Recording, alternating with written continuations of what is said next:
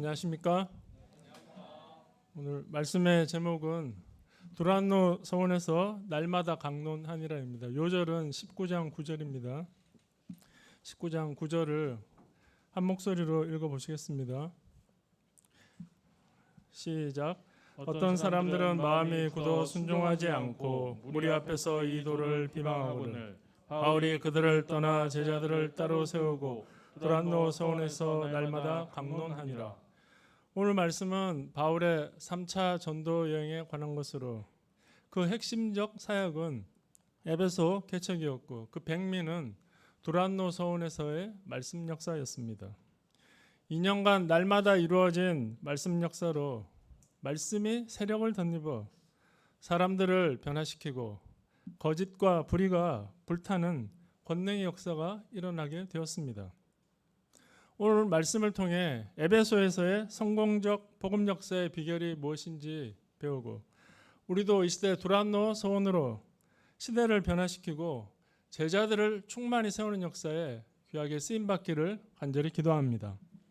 18장 24절을 보십시오. 알렉산드리아는 알렉산더 대왕이 애굽을 페르시아로부터 빼앗은 것을 기념해서 BC 331년에 서부 나일강 삼각주에 세운 도시로서 동방과 서방을 연결하는 중요한 곳이었습니다. 세계적인 도서관이 그곳에 있었고 탁월한 학자들이 많이 배출된 학문의 중심지였습니다. 유대 전승에 의하면 이곳에 최초로 복음을 전한 사람은 마가 요한이라고 합니다. 아볼로는 그곳에서 태어난 유대인으로 철학, 수사학, 논리학을 배워 언변이 뛰어나고 성경에도 능통했습니다. 25절을 보십시오. 아볼로는 일찍이 주의 도를 배워서 열심으로 예수님에 관한 것을 자세히 말하고 가르쳤습니다. 그러나 그가 예수님에 관한 것을 자세히 말하며 가르쳤으나 그것은 어디까지나 인격적으로 체험하지 못한 단지 단편적으로 들은 것에 불과했습니다. 거기다가 그는 요한의 세례만 알 뿐 죄를 태우고 사람을 근본 거듭나게 하는 성령 세례를 알지 못했습니다. 아볼로는 니고데모처럼 거듭남의 체험이 없는 사람이었습니다. 그래서 열심히 가르쳤지만 복음을 올바로 알지 못했기 때문에 구원의 능력이 나타나지 않았습니다. 26절을 보십시오. 26절을 다 같이 읽어보시겠습니다.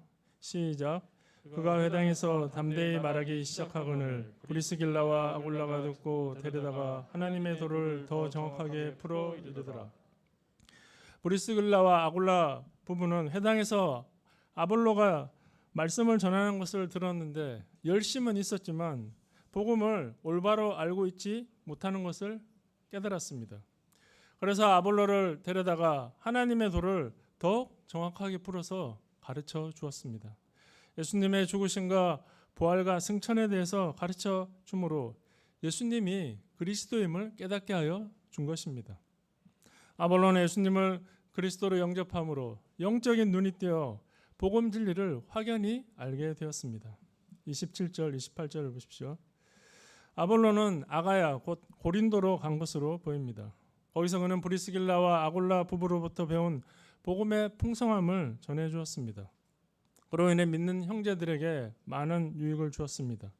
특히 성경으로 예수는 그리스도라고 증언하여 유대인들의 말을 압도하였습니다.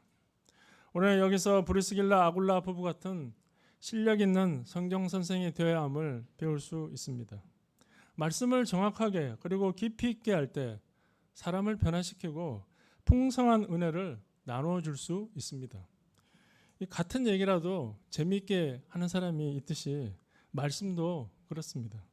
말씀의 세계는 깊고도 넓습니다. 파면 팔수록 더 깊은 은혜가 넘쳐나게 됩니다. 우리는 말씀의 깊이가 있는 사람이 되어야 합니다.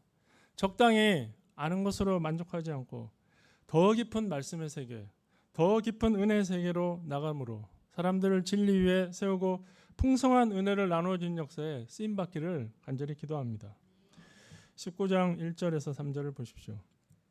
아볼로가 고린도에 있을 때 바울은 윗지방인 부르기아 내륙을 통해서 에베소에 왔습니다. 그곳에서 어떤 제자들을 만났는데 그리스도인이라고 하기에는 뭔가 조금 이상했습니다. 그래서 믿을 때 무슨 세례를 받았냐고 물어보니 아니나 다를까 요한의 세례만 알 뿐 성령의 계심은 들어본 적도 없다고 하였습니다. 요한의 세례는 죄를 자복하고 하나님의 뜻을 따라 살겠다고 결단함으로 물에 잠기는 것입니다. 그러나 이런 근본 죄를 없이 하는 성령 세례가 아니기 때문에 죄 문제를 해결한 받지 못합니다. 죄사함 받지 못하면 어떻게 될까요? 만성 변비한 자가 늘 속이 답답하듯 심령에 은혜가 없게 됩니다. 항상 죄의식에 시달리며 하나님께 야단맞지 않을까 기쁨이 없는 딱딱한 신앙생활을 하게 됩니다. 에베소 제자들이 그러했습니다. 4절부터 7절을 보십시오. 바울은 제자들을 데려다가 예수님에 관하여 자세히 가르쳐주고 주 예수의 이름으로 세례를 베풀어 주었습니다. 그러자 그들에게도 성령이 임함으로 막혔던 심령과 입술이 열려 방언으로 기도하고 말씀을 선포하게 되었습니다. 성령이 임하심으로 변하여 새 사람이 된 것입니다. 이처럼 성령 세례를 받아야 하나님 백성이 될 수 있고 구원의 기쁨 가운데 하나님을 섬길 수 있습니다. 그런데 어떤 사람은 은혜는 받고 싶지만 회개는 하기 싫어서 요한의 세례에 머물러 있는 경우가 있습니다. 이런 사람에게 구원의 기쁨과 감격이 없기 때문에 율법적으로 신앙생활할 수밖에 없습니다. 진정한 신앙은 진실되게 죄를 회개하고 성령의 세례를 받음으로 변하여 새 사람 될 때 가능합니다. 이번 여름 수양의 죄를 고백하고 회개함으로 성령의 불세례를 받아 구원의 은혜와 감격이 충만히 임하게 되기를 간절히 기도합니다. 8절과 9절을 다 같이 한번 읽어보시겠습니다. 시작. 땅에 들어가 석 달 동안 담대히 하나님 나라에 관하여 강론하며 권면한데 어떤 사람들은 마음이 굳어 순종하지 않고 무리 앞에서 이 돌을 비방하거늘 바울이 그들을 떠나 제자들을 따로 세우고 돌아온 후 서원에서 날마다 강론하니라. 1차, 2차 전도 여행 때와 같이 바울은 회당에 들어가 석 달 동안 담대히 하나님 나라에 관하여 강론하고 권면했습니다. 그런데 어떤 사람들은 마음이 굳어서 순종하지 않고 무리들 앞에서 바울이 전하는 말씀을 비방했습니다. 마음이 굳다는 것은 돌덩이처럼 돌이킬 수 없을 정도로 마음이 딱딱해져 무슨 말을 해도 받아들일 수 없는 상태가 된 것을 가리킵니다. 어딜 가나 이런 사람이 꼭 있습니다. 그들은 바울의 가르침에 대해 왜곡하고 악성 댓글을 달며 공공연히 회당에서 모임을 방해했습니다. 이제 우리 모임에 대해서도 인터넷 검색을 하면 종종 악성 댓글이 올라와 있는 것을 볼 수 있습니다. UBF는 어떤 곳인가요? 성경 공부는 열심히 하지만 한번 잘못 걸리면 끝장나니까 조심하세요. 잘못 걸리면 끝장난다고? 너 나한테 걸려서 한번 끝장나볼래? 사도 바울은 같이 흥분해서 이들과 혈과 육의 싸움을 하지 않았습니다. 9절 하반절을 다시 한번 읽어보시겠습니다. 시작. 바울이 그들을 떠나 제자들을 따로 세우고 두란노 서원에서 날마다 강론하니라. 첫째, 비방하는 자들을 떠나서 제자들을 따로 세웠습니다. 바울은 앞에서 설득하기 위해서 많은 변론을 하였는데 이들은 그렇게 해서 설득당할 사람들이 아니었습니다. 처음부터 마음이 완악하여 믿기를 거부한 사람들이기 때문에 그들을 상대하지 않고 떠나버린 것입니다. 신앙생활은 이처럼 영적으로 좋지 않은 환경과 사람에게서 떠나는 것입니다. 그래서 아브라함에게도 본토 친척 아비집을 떠나라고 명하셨습니다. 잘하는 사람들의 생명과 믿음을 위해서 악한 영향력에서 반드시 떠나야 합니다. 그리고 제자들을 따로 세워야 합니다. 제자로 훈련받고자 결단한 사람은 장막에 거하며 신앙 공동체로서 훈련을 받습니다. 장막에서 훈련은 밥하고 설거지하고 빨래하는 삶의 작은 편린들을 배우기 위한 것이 결코 아닙니다. 자기를 발견하고 다른 사람들을 이해하고 감당함으로 섬기러 오신 예수님을 배우기 위한 것입니다. 우리는 이 시대에 거스리고 순종치 않는 사람들의 악영향에서 벗어나서 제자들로 따로 세움받은 자들입니다. 그러므로 하나님의 부르심을 쫓아 제자로서 훈련을 잘 받고 성장하고자 힘써야 합니다. 그런데 요즘은 말로는 제자라고 하면서 아무런 훈련 없이 쉽게 지내는 경향이 있습니다.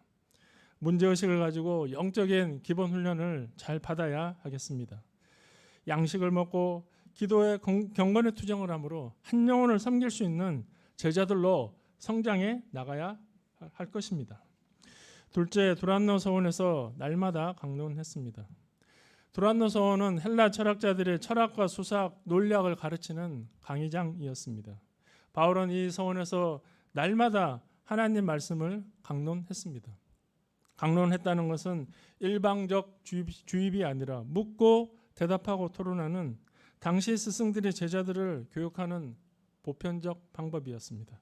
소크라테스는 이 방법으로 많은 사람을 가르쳤습니다.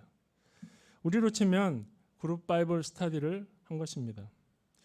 문답식 교육은 질문도 받고 대답해주는 인격적이고 살아있는 공부입니다. 그런데 주입식 교육을 받은 세대는 익숙하지 않습니다. 그래서 말씀 공부 인도하시는 목자님이 이 점에 대해서 어떻게 생각하는지 한번 말씀해 보세요. 그러면 전부 고개를 숙이고 입을 꼭 다물고 있습니다. 지금도 고개를 숙이고 계신 분이 계시네요. 적극적으로 성경 공부를 해야 됩니다. 하나님에 대해서 또 성령의 역사에 대해서 알고자 하므로 적극적으로 질문하고 깊이 있게 공부할 수 있기를 기도합니다. 10절을 보십시오. 바울은 이런 성경 강론을 날마다 2년 동안 했다고 합니다. 횟수로 치면 730번입니다. 730번까지는 말씀 공부를 꼭 해봐야 됩니다. 학자들에 의하면 바울의 성경을 강론한 시간은 오전 11시에서 오후 4시 사이로 이 시간에 에베소 사람들은 낮잠을 잤다고 합니다. 그러니까 바울은 남들이 일할 때 같이 일하고 남들이 쉴 때 말씀을 강론한 것이었습니다.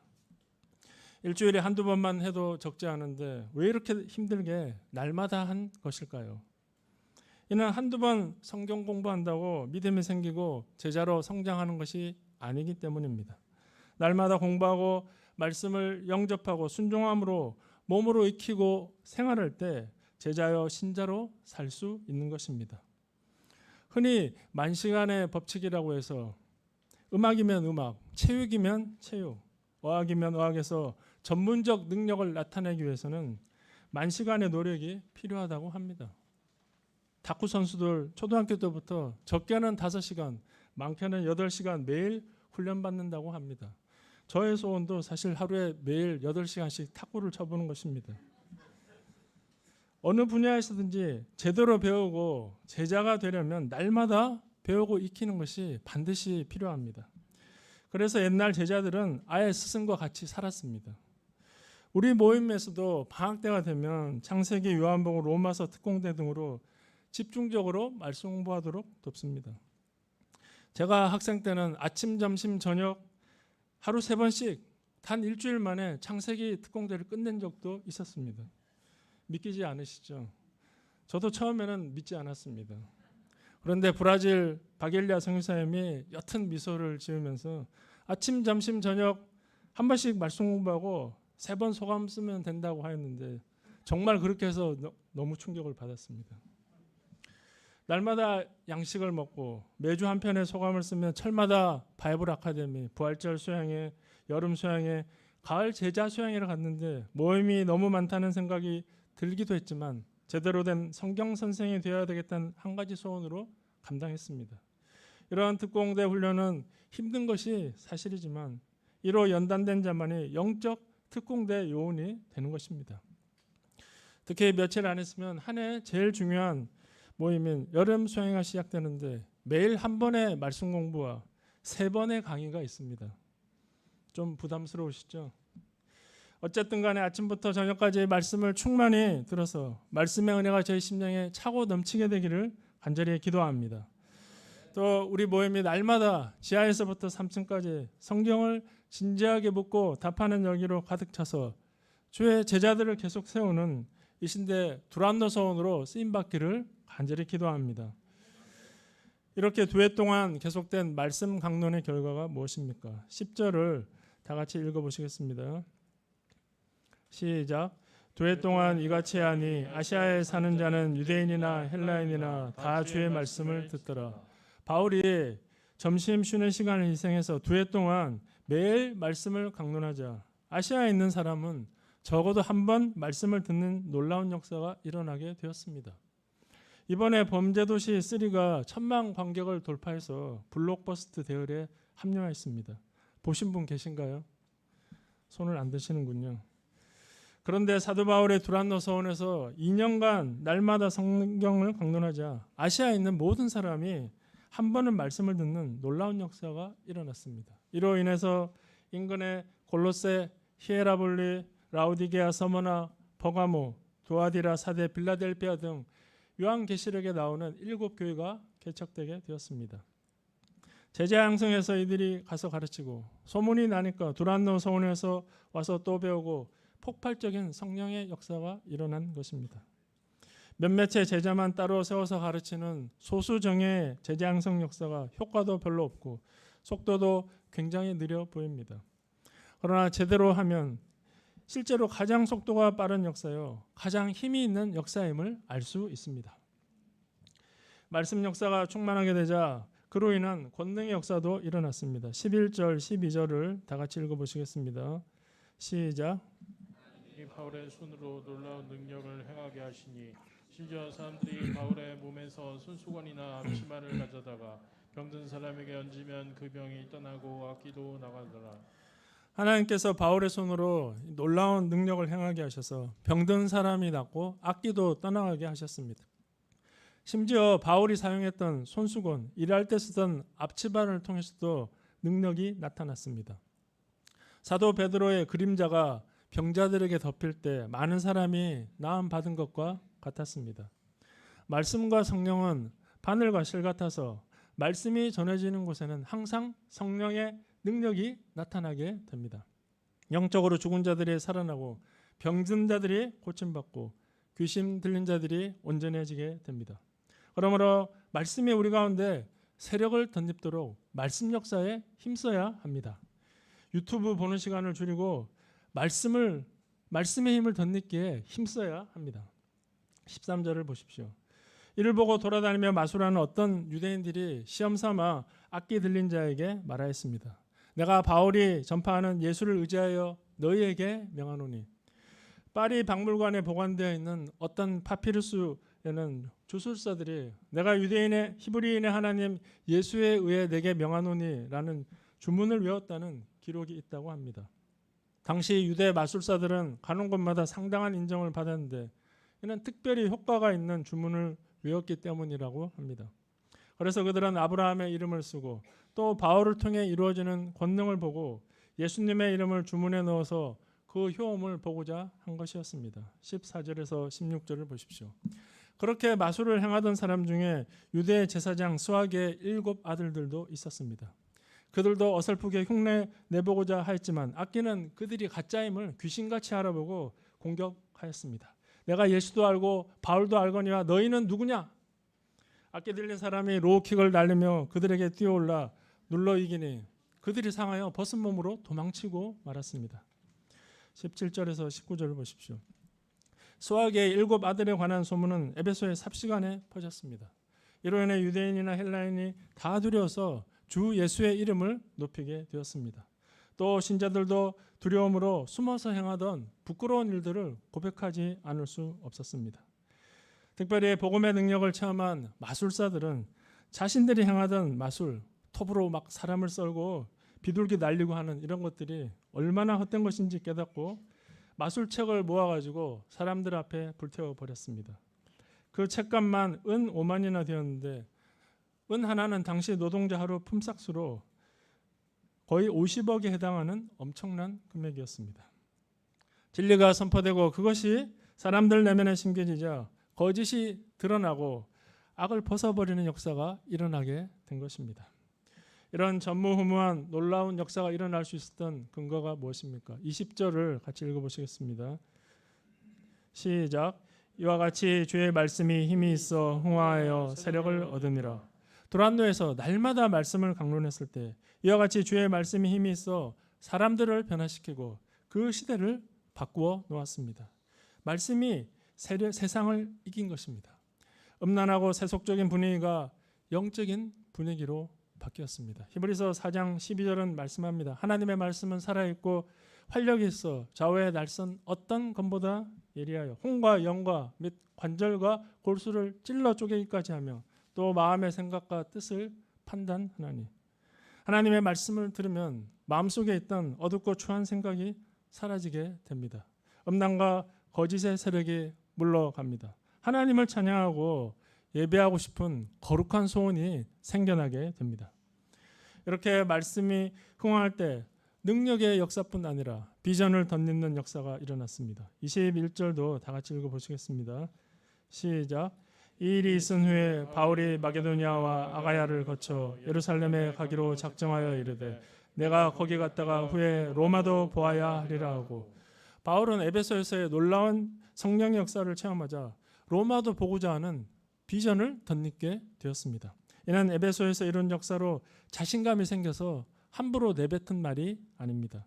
그것은 말씀의 힘을 체험하고 그를 통해 성령께서 앞으로 이루실 역사에 대한 믿음에서 나온 것이었습니다. 말씀이 있을 때 비전을 덧입고 도전하고 개척하는 삶을 살 수 있습니다.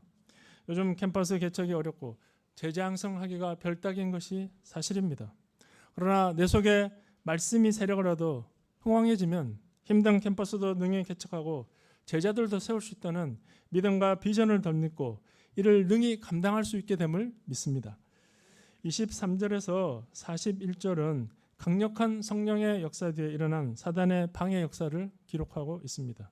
당시 에베소 성문 밖에 있는 아데미 신전은 세계 7대 불가사의로 불릴 만큼 그 규모가 웅장했습니다. 길이가 130m, 폭이 70m, 경희대 운동장보다 더 넓죠. 높이 19m의 대리석 원기둥 127개가 지탱하고 있는 거대한 신전으로 아테네의 파르테논 신전보다 4배나 컸다고 합니다. 이 거대한 신전을 보려고 해마다 수많은 순례자와 여행객들이 몰려들었습니다. 그래서 신전 주변에는 이들을 상대로 한 음식점, 기념품 가게, 숙박 시설들이 몰려 있었습니다. 그 중에서 가장 수입이 좋은 사람은 아데미 여신의 은모형을 만들어 파는 은장색들이었습니다. 아마 에베소에 들른 사람들은 에베소 점심 특선을 먹은 후 신전을 관람하고 모두 다 기념으로 이 아데미 여신의 은모형을 하나씩 사갔던 것 같습니다. 에베소 은장색 조합의 조합장이었던 데메드리오는 이것으로 큰 수입을 올리고 있었는데 이 바울이라는 자가 나타나서 사람의 손으로 만든 것은 신이 아니라 2년 넘게 가르치자 영업에 큰 차질이 생기게 되었습니다. 그래서 그는 사람들을 선동해서 바울 일행을 해치고자 한 것이었습니다. 명분은 아데미 신전이 무시당하고 그 위험이 떨어질까 하는 것이지만 실상 자신들이 수입이 떨어질까 염려했기 때문입니다. 그래서 사람들을 모아서 연극장으로 달려가 크다 에베소 사람의 아데미여 외치기를 2시간이나 하였습니다. 그 많은 사람을 먹여 살리고 많은 이익을 주니 그보다 더 큰 신은 없어 보였습니다. 그러나 진정으로 크신 분은 하늘과 땅을 지으시고 때를 따라 햇볕과 비를 주셔서 열매 맺게 하시는 여호와 하나님이십니다. 서기장은 무슨 목적으로 모였는지도 모르고 마구 소리만 지르는 무리들을 진정시키고 문제가 있으면 정식으로 고소하도록 하고 무리를 해산시켰습니다. 이로써 큰 성령의 역사에 뒤에 일어난 박해 역사를 막으시고 제자들이 보호받도록 하여 주셨습니다. 저는 수년 전에 가대 이동원 목장님과 이마테오 목장님을 방학 때마다 창세기, 출애굽기, 요한복음, 로마서, 사무엘서 등 여러 특공대 말씀으로 섬겼습니다. 어떤 때는 병원에서 일하다가 점심시간에 나와서 말씀 공부를 해야 될 때도 있었습니다. 그러나 이렇게 말씀으로 섬겨도 이분들은 그 당시에는 좀 질이 멸렬했습니다. 저는 그래서 이렇게까지 특공대를 하고 난리를 친다고 무슨 역사가 있나 회의적이었습니다. 그러나 시간이 지나고 이제 이동원 목자님은 한 가정의 가장이요 빼어난 성경 선생이요 말씀의 종으로 성장하게 되었습니다. 또 세상에 대한 미련으로 늘 갈등하던 이마테오 목자님은 이제 세상 유혹에 결코 흔들리지 않는 분명한 믿음의 사람이요 또 저희 교회 목자가 되었습니다. 저는 이를 통해 당시에는 당장 효과가 나지 않더라도 꾸준한 말씀 공부만이 사람을 변화시키고 진리 위에 세움을 배우게 되었습니다. 그리고 제가 계속해서 감당해야 될 것도 날마다 말씀을 가르치고 믿음을 심는 두란노 서원의 역사임을 배우게 되었습니다. 이를 위해 제가 무엇보다 말씀이 흥황하여 세력을 덧입게 힘써야 됨을 배웁니다. 제가 날마다 유튜브에 빠져 지내지 않고 말씀 묵상에 힘쓰므로 이 시대 두란노 서원 역사를 섬기는 종으로 쓰임받기를 간절히 기도합니다. 결론입니다. 많은 논쟁보다 하나님 말씀을 힘써 연구하고 가르칠 때 사람이 변화되고 그 시대가 변화됩니다. 말씀이 세력을 얻을 때 권능이 나타나고 거짓과 불의가 불타는 역사가 일어납니다. 우리가 이런 확신 가운데 날마다 말씀 배우고 가르치기 힘쓰므로 주의 제자들을 세우는 이 시대 두란노 서원으로 계속 쓰임받기를 간절히 기도합니다. 제가 기도하고 마치겠습니다. 거룩하시고 은혜로우신 하나님 아버지, 바울의 에베소 두란노에서 헌신적으로 섬긴 역사를 통해 일어난 놀라운 성령의 역사를 배우게 하여 주셔서 감사합니다. 결국 사람을 변화시키고 시대를 변화시킨 것은 하나님 말씀밖에 없음을 깨닫게 됩니다. 저희가 부족하지만 하나님 말씀을 깊이 배우고 가르치기에 힘쓰므로 저희 가운데 말씀이 흥황하여 세력을 덧입고 이 시대 캠퍼스, 에베소 같은 캠퍼스를 능히 개척하고 제자들을 세우는 두란노 서원으로 쓰임받을 수 있도록 함께하여 주시기를 간절히 기도합니다. 귀한 말씀을 주셔서 감사하고 예수님의 이름으로 기도하였습니다. 아멘.